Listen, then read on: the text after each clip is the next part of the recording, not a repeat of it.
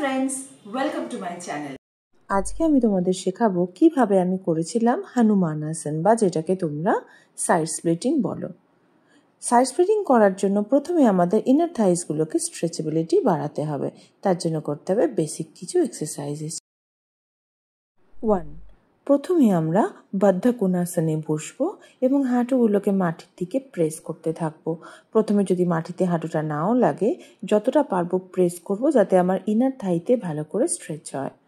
Number 2, এবার মাথাটাকে সামনের দিকে হেলিয়ে যতটা পারবো গিয়ে মাটিতে মাথাটা টাচ করানোর চেষ্টা করব। মাথা ঠিকছে না, এতটা যেতে পারছি না, নো প্রবলেম, যতটা পারছি ততটাই যাব।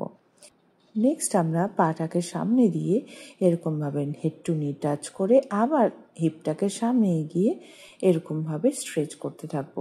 এক এক সাইডে 20 to 30 টাইমস করে এই স্ট্রেচিংটা করতে হবে। রাইট লেগে প্রথমে আমি যেভাবে করছি সেরকম করার পরে সেমভাবে লেফট লেগটাকে তোমরা এরকমভাবে স্ট্রেচিং করবে। ওই যে বললাম 20 to 30 টাইমস ইচ সাইড, এটা তোমাদের করে যেতে হবে। এই স্ট্রেচিংটা ইনার থাইকে স্ট্রেচেবল বানানোর জন্য ভীষণ ভালো।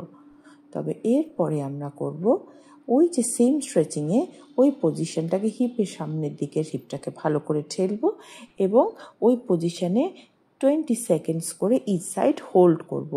হোল্ড করার সময় হিপটা সামনের দিকে ঠেলবো এবং প্রেস করতে থাকবো যাতে স্ট্রেচ ভালোভাবে আমাদের ইনার থাইসটা এবং পুরো হিপ মাসেলসে ভালোভাবে স্ট্রেচিং হয়। নেক্সট আমরা পাটাকে ঠিক এরকম কপোতাসনে বসে পিছনের পাটাকে সামনের দিকে প্রেস করতে থাকবো যতটা পারি। এতটাই আসতে হবে এরকম কোনো ব্যাপার না, খুব হালকা করে অল্প অল্প করে এগোনোর চেষ্টা করবো যাতে কোনোভাবে কোনো ইনজুরি না হয়। পাটা কাছে এলে খুব ভালো, তখন এরকমভাবে স্ট্রেচটাকে হোল্ড করব।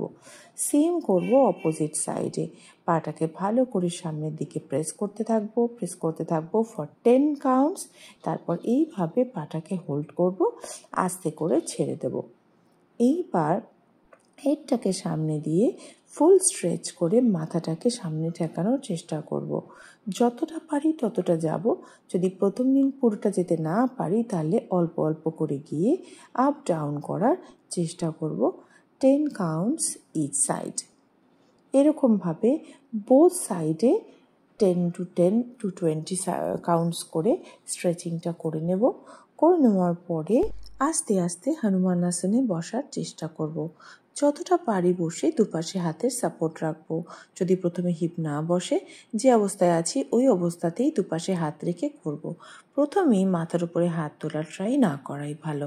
প্র্যাকটিস করতে থাকো, রেগুলার করতে করতে তুমিও বুঝতে পারবে না কবে তুমি এতটা স্ট্রেচেবল হয়ে গেছো। আজকে এতটাই, টাটা, বাই বাই।